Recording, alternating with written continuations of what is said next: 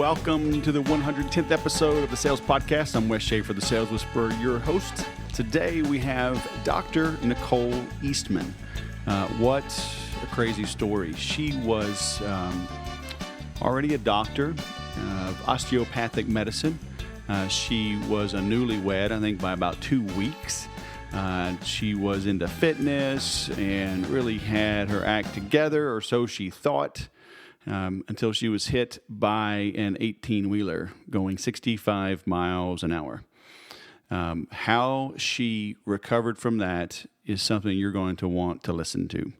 And at the end of this episode, I've got a couple of new things to discuss with you, so please stick around until the very end. But let's get right into it with Nicole Eastman. Dr. Nicole Eastman, like a real doctor even, not somebody that stayed at a Holiday Inn Express like I did, but a real doctor all the way from the Cayman Islands is joining us on the Sales Podcast. Welcome to the show. Thank you. Obviously you don't know me very well. That's why you agreed to come on the show. I mean, what's a doctor doing hanging out in the Cayman Islands? You are talking to the Sales Whisperer. I mean, I've been kind of cyber stalking you, checking in on you. But for those that have not, if this is their first time hearing of you, would you mind take a minute or two, kind of give us a thumbnail sketch of who you are and what you do, and we'll kind of go down the rabbit hole from there? Sure. I am trained as an osteopathic doctor, but I have not worked in medicine since 2010. On December 15th of 2010, I was in a near-fatal accident. So 2 weeks after I was married, back in Michigan, on the expressway, I was hit by a semi-truck at 65 miles per hour. And in a matter of seconds, everything that I thought I had worked so hard for started to be taken from me. And that included my health. Before I went to medical school, I was a personal trainer and a group fitness instructor. I also lost my dad to a massive stroke at the age of 53. So preventative medicine, working out, that was a coping mechanism for me, but it was also a means to avoid going through what pain my family went through with the loss of my father. Right. So I lost the status of my health.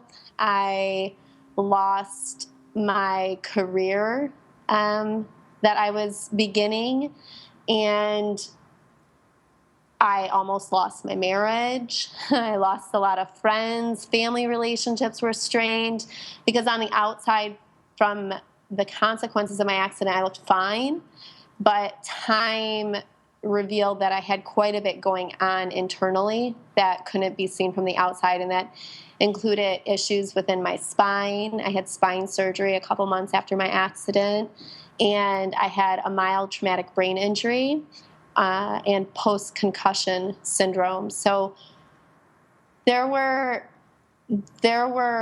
very dark days following my accident. I experienced the depths of depression, which is ugly. And I remember saying it would have been so much easier to have died than to survive and go through what I was going through. And I felt incredibly alone following my accident. I was always the strong one in my family. I was the rock for my family after my dad died. And sometimes when you feel that you are so independent and you do not need help from other people, and then you have trauma and you have, these times of hardship, you can find yourself very alone because you're responsible for not allowing other people to give to you.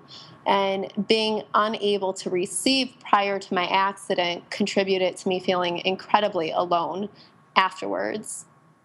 So in bed one day when I felt completely alone and I was hopeless, or so I thought, I realized that I had choices, and I could either choose to give up or I could choose to heal.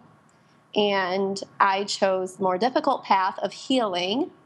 And that choice came around the same time that I accepted my faith. And from there, I started a journey. And it was not an easy journey.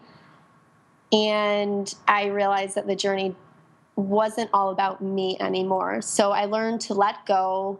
I learned to trust in a process and a plan that was greater than my own. And in doing so, I managed to continue to stay in a marriage that experienced a lot of difficulty, and I managed to become pregnant, which is something I didn't know if I would be able to do. And I was able to carry that pregnancy. And then at 6 months of my pregnancy, my husband and I managed to follow our journey and take a huge leap of faith. And we ended up relocating to this island of Grand Cayman. And that was scary, of course, but that's where we felt like we were being led. And I had so much medical, legal stuff going on at the time that my husband and I really learned to live a simplistic life. We faced homelessness, and nobody would have known because we kept our struggles silent. And we just continued to trust the process, continued to trust the journey. And we ended up having our child born here. He'll be 2 in just a couple weeks. And I had him via emergency C-section. So as healthy as my pregnancy was, I ended up having quite a scary delivery. Right. And all I prayed for the entire pregnancy was for a healthy baby. And thankfully, I got that. My husband prayed for a healthy baby that was also a male, and he got that too. But we struggled. I mean, we didn't know how we were going to pay for the birth of our son. We didn't know how we were going to buy groceries at the same time. And we lived a very, very humble life.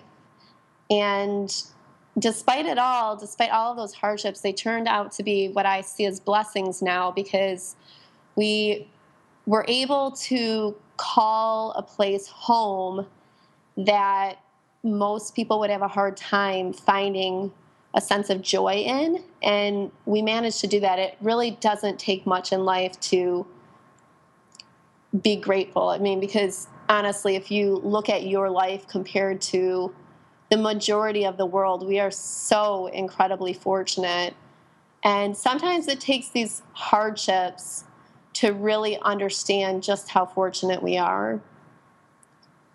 And then because we continued on the journey and we continued to trust, we were rewarded. I saw the resolution of some medical legal stuff that was causing a lot of unnecessary pain, and now we have a better quality of life. We're not, putting groceries back because we can't afford them.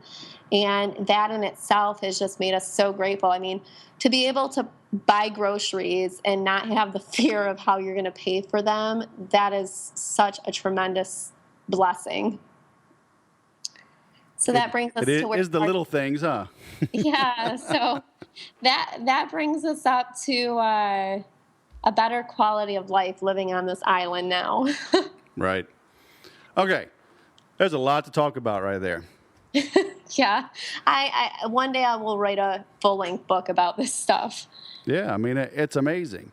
A lot of things I want to kind of peel back there, but man, why the big move, and why the Cayman Islands? I mean, I don't think I know anybody that lives in the Cayman Islands. I mean, and while you're pregnant, I mean, I got to imagine your family, friends are like, you're going to have the baby in some faraway land, and we'll never see the baby, and why are you leaving us, and what are you going to do to that kid, and what if he wants to be president one day, and he's born somewhere? So I'm sure you got that, right? Oh, yeah. People asked us if there were hospitals, and I said, no, I'm just going to deliver him in the middle of the Caribbean Sea. And we got the question of, are there grocery stores there? And I said, no, we're just going to go pick nuts and berries. Oh, yeah, we got a whole slew of those questions. We were married here, though, 2 weeks before my accident had taken place. So we just celebrated our 4-year wedding anniversary. And we knew nothing about this island prior to getting engaged. My husband used to work in professional baseball as a minor league umpire, and he proposed to me when he was working in Portland, Maine.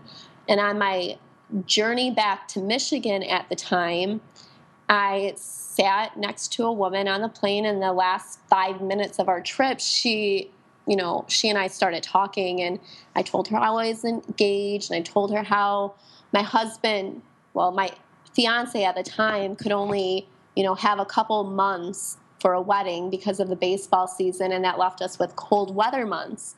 So we were thinking of a destination wedding, and her reply was, well, you should get married in Grand Cayman. And I had no idea that this island exists.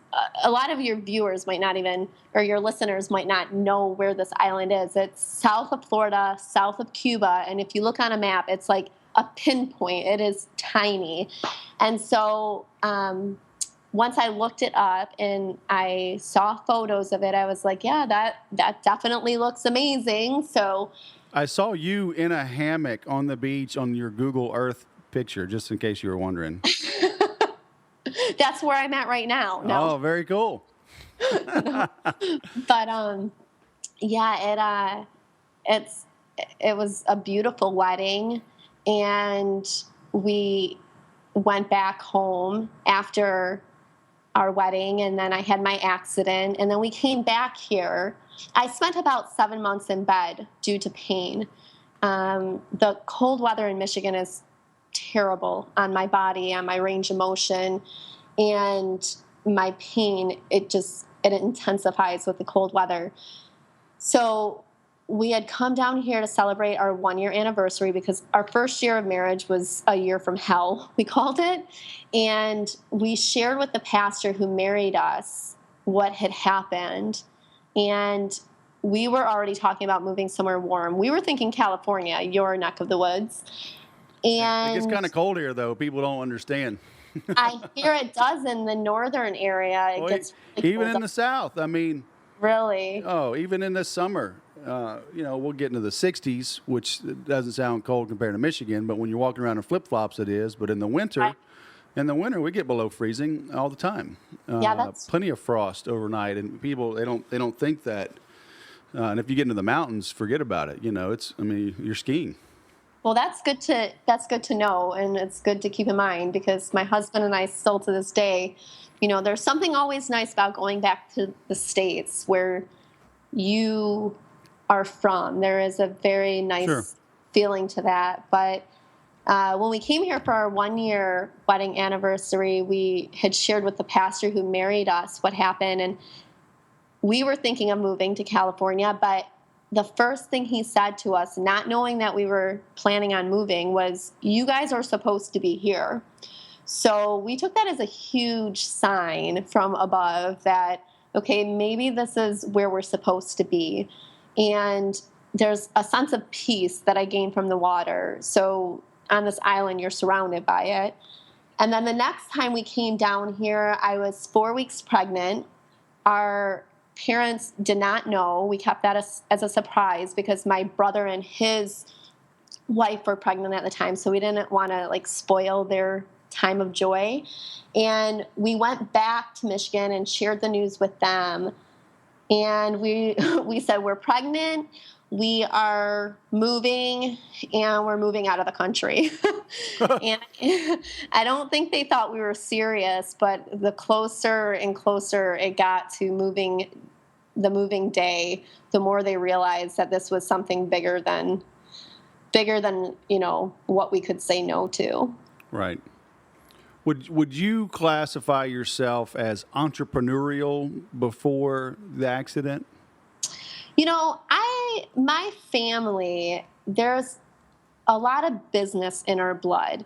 As a personal trainer, I definitely was business oriented. I worked at Lifetime. I did very well as a personal trainer. I taught many seminars for cardiovascular training, nutrition training, and I sold heart rate monitors and supplements and protein and anything you could sell. And so I think it's in my blood naturally, but as a doctor, as going through medical school, they don't teach you that aspect of medicine. It's something that you're kind of just thrown into. Right.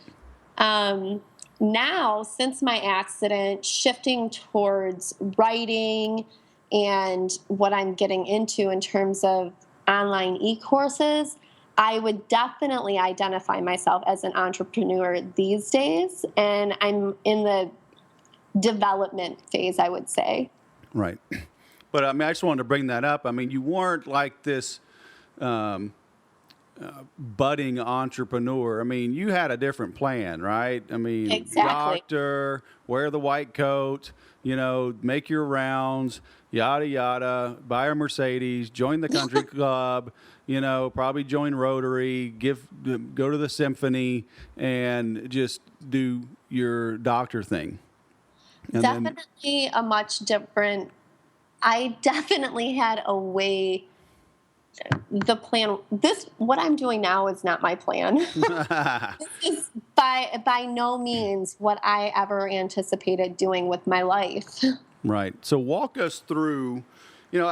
I'm always trying to find that magic bullet to help people make the change that you made once you hit rock bottom, right? And there's got to be a way to catch ourselves before we hit rock bottom. Now, in your case, I mean, you had an accident. It's hard you can't predict that. But a lot of times our injuries are self-inflicted, right? I mean, it could be a business injury, financial. We do stupid things that are self-inflicted wounds, and maybe not. Maybe just get laid off. I mean, you're somewhere that, I mean, things just didn't work out. Right. But you picked yourself up from hitting rock bottom, and I like the way you said it. I mean, you just made a decision. I mean, was it that simple? Was it that clean cut? Was it like, okay, it's 12:05. I'm tired of feeling bad. Let's move forward. There are a couple pivotal moments for me. One, I did feel like I hit rock bottom. I didn't feel like I had anything to lose anymore. Two, I came across a DVD by Louise L. Hay called Heal Your Life. And I watched that at a very crucial point in my journey, and I cried through the entire video. And mind you, I was raised not to cry. I was raised to be tough. I was very guarded. I had a ton of walls up, so I came off as very confident, very put together, very successful. But nobody could really access the real me, and I liked it that way. People didn't understand my depth, and I liked it that way.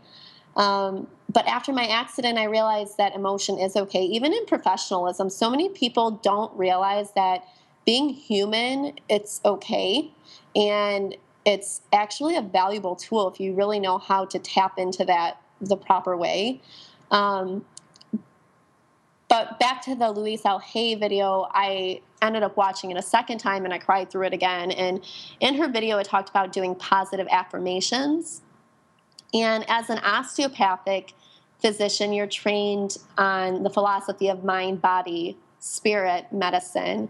But it wasn't in medical school, and it definitely wasn't in residency that I focused on the power of psychology. Starting these positive affirmations was a pivotal moment in terms of my own journey of healing. And I doubted them at first. I didn't really have much faith in them, but I figured I had nothing to lose. So that day I wrote down 8 positive affirmations, which you can do for business. I mean, anything that you want to embody that you're struggling with, you can write it on a sticky note and put it where you get ready every morning. And, it could be something as simple as confidence. I think there are a ton of people within business who suffer in terms of their confidence, and you can simply put on a sticky note, I am confident. And you say that to yourself every single morning. And within 6 months, I actually embodied all of the affirmations that I had placed on my mirror. So that was a huge piece of... Now, are these different than goals?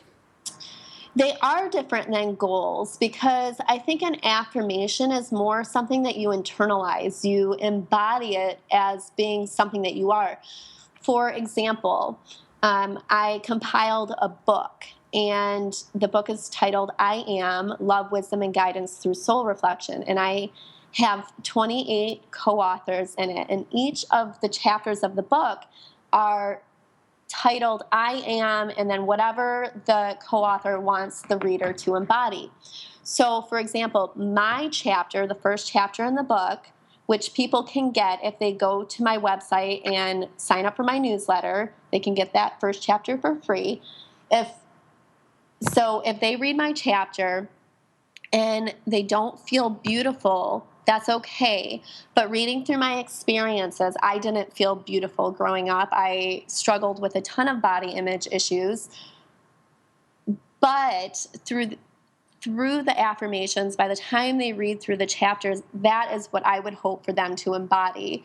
So it doesn't even have to be something that you've already achieved. It's something that you hope to achieve, but you're speaking it into your life like you already have achieved it, if that makes sense. Sure. Now, how? I don't know if you mind getting a little deeper in the psychology, because I've seen both. I've seen, a ton of goal setting and others with the, I guess it would be this positive affirmation where I heard a guy say, write things in the present, like if you want to lose 10 pounds, so I am 10 pounds lighter, if you're 200 pounds, I am 190 pounds, and say things in the positive that you want in the future. But then I've heard others say your psyche knows that's not true. It knows that you are 200 pounds, not 190 pounds, and will fight against you. So I see the positives and the negatives in both. I kind of think that both exist. When I look at my own journey, my ego, my psyche, whatever you want to identify it as, I would definitely say that it fought me. But then again, are you going to get out of your own way? Just like anything in life, are you going to stand in your own way and cause your own failure? Or are you going to make the choice to move forward in life? It comes down to choices are powerful, and we do have the power to make choices that will either benefit us or they'll hold us back. So all right, so you're telling us your story. You hit rock bottom. Mm-hmm. You had this DVD. You learned about positive affirmations. So did you, as you watched that video, did you do it? Or was it the second time, the third time you wrote it down and started to kind of believe? It was the second time, and I didn't believe that it was going to work. But I figured I had nothing to lose. Gotcha. I was watching my marriage crumble. I was watching my career being taken from me. I was watching all my other relationships crumble. And I was watching myself literally just fall apart. So I had nothing to lose. And, the biggest thing, in me sharing this stuff, I hope that other people don't have to hit rock bottom before they start making these changes. Because if I have been able to do this from such a low place, I imagine that other people who haven't had to hit rock bottom, I imagine that they could go quite far by incorporating these type of practices into their life. Right. Well, I'm reading one of Zig Ziglar's books right now, and Born to Win. And I've been a big fan of his and follower of his for years. And he talks about this series of be, do, have. But I'm a firm believer. I think it's do, then become, then have. And I've taught this in sales training forever. Like when you're first making cold calls, brand new to a business, you don't know what the heck you're doing. Mm-hmm. So, but you do it. Here's a script. Here's a prospecting regime, like weightlifting or getting in shape. Right here, do this, eat this, like this. For 3 months. Exercise this way for 3 months, and then you will have it, even if you don't want to do it. And eventually, you become what it is you do. Right. Right. And then you have what it is you want. Right. I mean, it sounds like that's kind of what you did. You didn't believe it, but you did it. Right. And then you became it. Well, I mean, I feel the same way with what I do every day now. I'm training with some of the top people in these industries in terms of entrepreneurship, marketing, leadership, and I don't know ultimately what the outcome is going to be, but they're through consistency and through education and through continued training, I'm going further than I was yesterday. And I think that's really about trusting the journey and trusting whatever purpose is set for your life. Mm-hmm. So are you training with these people like a student, or are you masterminding with them? Who are these people you're working with?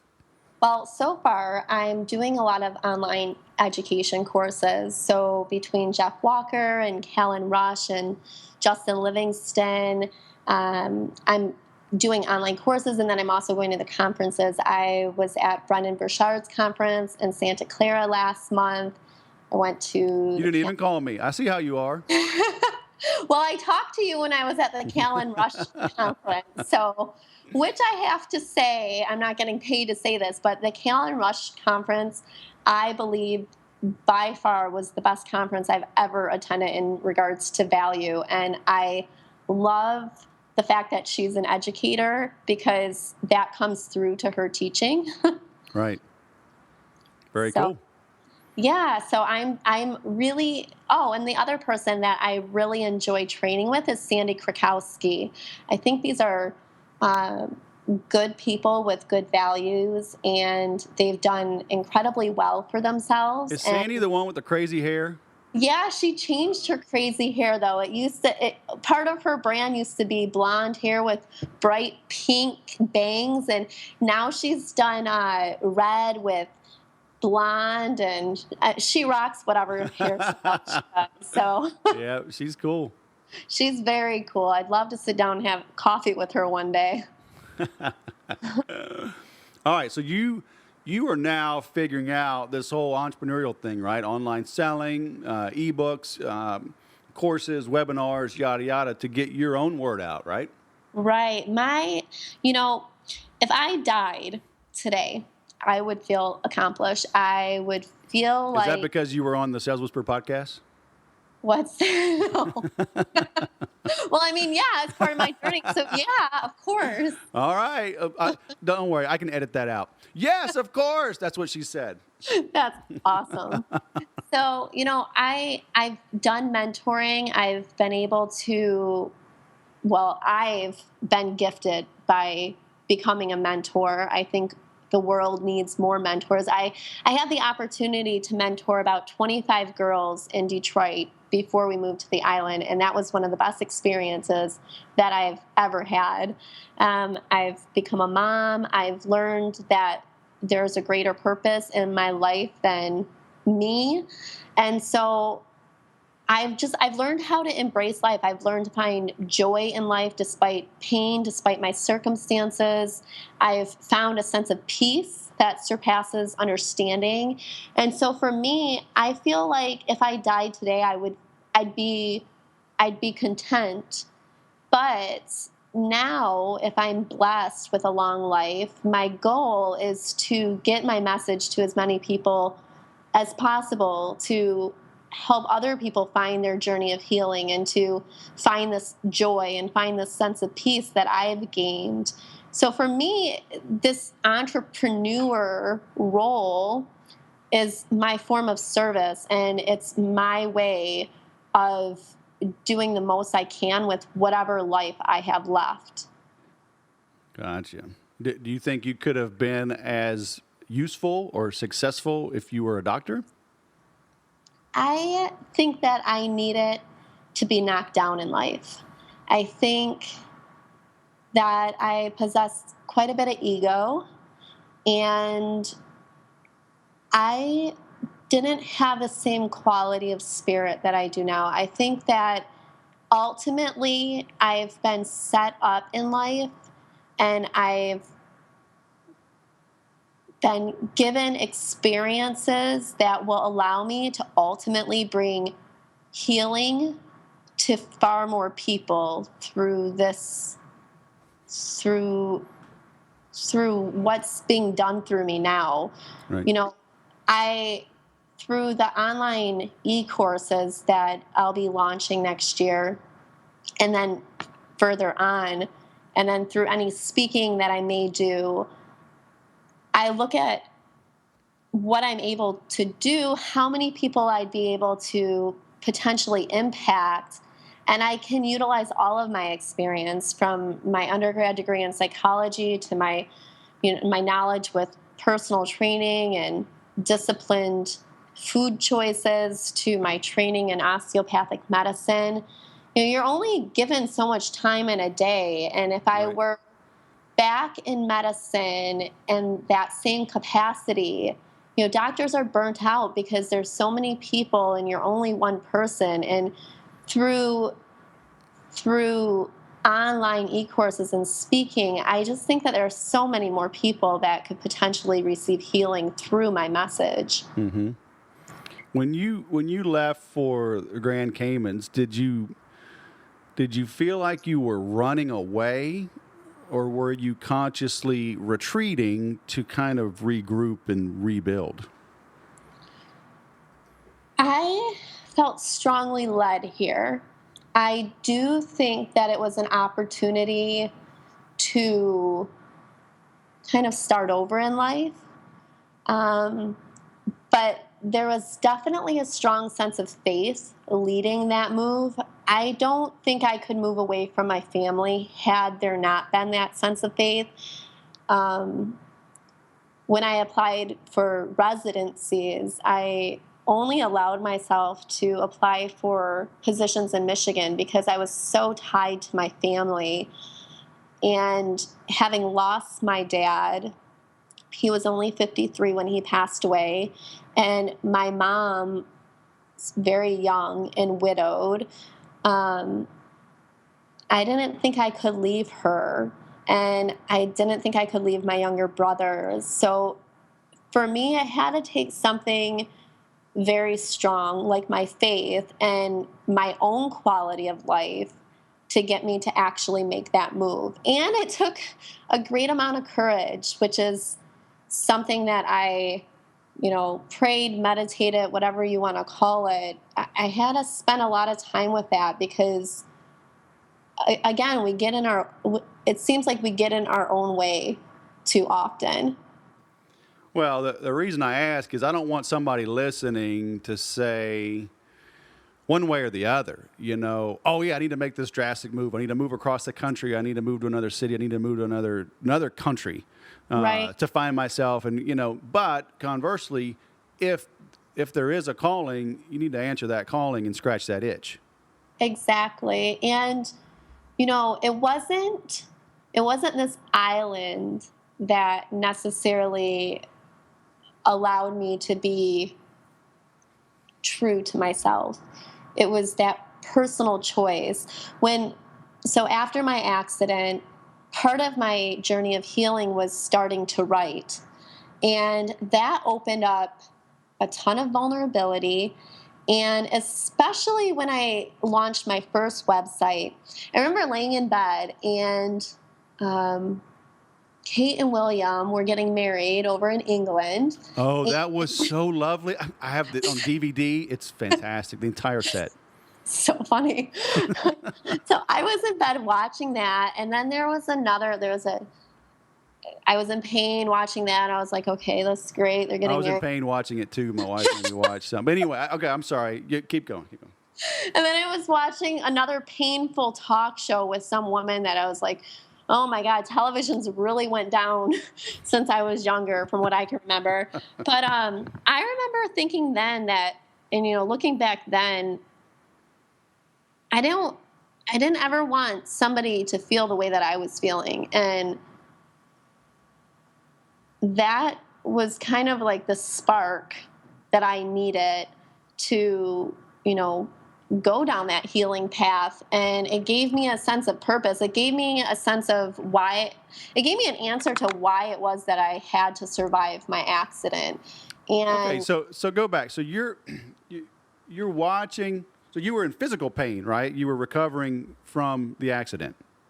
yeah, I was in a lot of physical pain. I couldn't even stand before my surgery, I couldn't stand for 5 minutes without significant pain. And then after my surgery, I needed help to even get to the bathroom because it was difficult. So, but when you say you didn't want people to have that kind of pain, are you talking about emotional pain?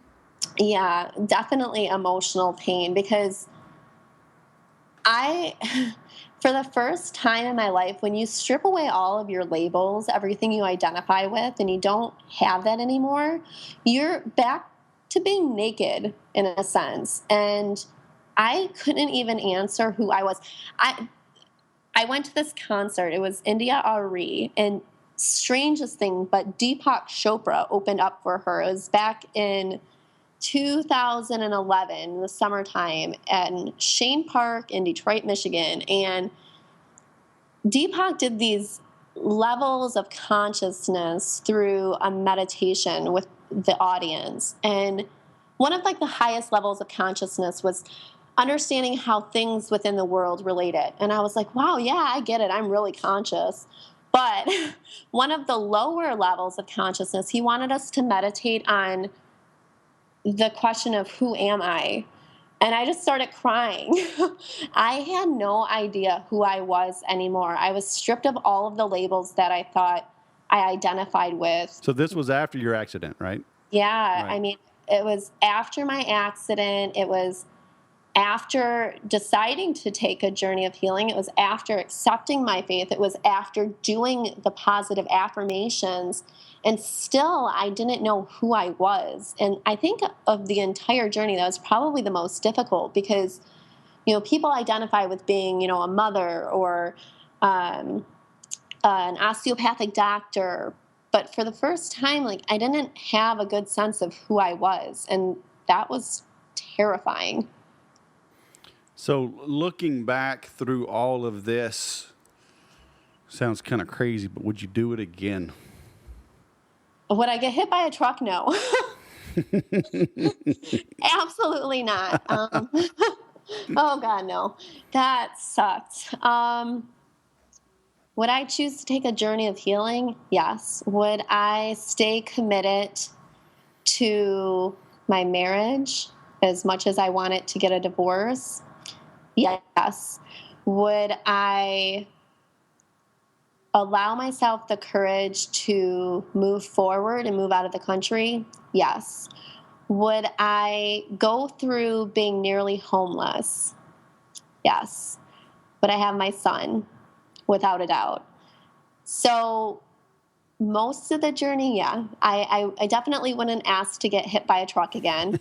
I pray none of your listeners ever have to go through that. I definitely would not wish to experience pain on a daily basis, which I still do. And I definitely wouldn't ask for the consequences that come along with having a traumatic brain injury. But overall, the journey of healing, the growth that I've been given the opportunity to obtain, the new opportunities that are presenting themselves from going through this journey, there are a lot of blessings throughout. Well, but I mean, it sounds like you wouldn't have made these discoveries without that big accident, right? Yeah, I don't think I would have ever really allowed myself to get real. And I think there's a lot of beauty in allowing ourselves to get real. And I think when we do get real, that's when we get to see our full potential. And that's when we're able to best serve the needs of others. Fantastic. I was about to say, give us some parting words of wisdom, but I don't know. That might be a good one to end on, huh? Yeah, I don't know if I can give you anything more than that. I think that everything truly comes down to how are we serving the needs of others, and ultimately that's really our purpose in life. Right. Very nice. So where can people go to learn more about you and get your books and keep track of everything else you're working on? The best place to go is my newly designed website, and that's www.drnicolemeastman.com. And I'm available on Facebook, on Twitter, LinkedIn, but I'm not there too much these days, and Instagram. So yeah, the best place to reach me is probably my website these days. And you made it really inconvenient for me to just be in the neighborhood and stop by and ask for like a cup of sugar, but I will, so watch out. You're more than welcome to come visit us anytime. We like visitors down here. I know where that hammock is. I'm looking at it right here on Google Earth, and I'm doing That's awesome. I'm on Priceline trying to find a cheap fare. All right. Very cool. All right. So Dr. NicoleMeastman.com. Yep. Thank you for coming on the Sales Podcast. Thank you, Wes. It's been a pleasure. All right. Have a great day. You too. Nothing like getting hit by a truck to kind of change how things go in your life, right? But God does have a plan. You've got to trust that. You know, I always say when you're going through hell, do not stop.